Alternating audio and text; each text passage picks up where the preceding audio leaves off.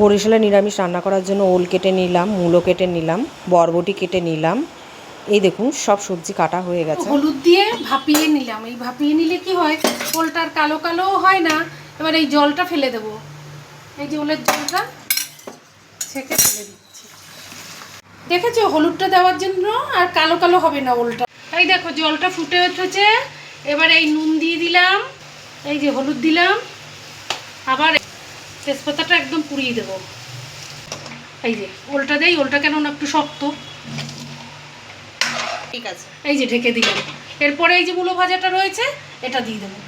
সিদ্ধ হয়ে আসছে, এবারে মূলোটা দিয়ে দিয়েছি, বরবটিটা দিয়ে দিলাম, একটু পরেই ফোড়ন দেবো।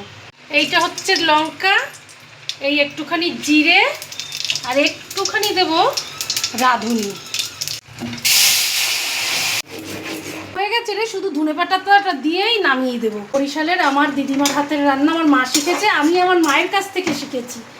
আমার বেশিরভাগ রান্নাই আমার মা, শাশুড়ি এদের কাছ থেকেই শেখা।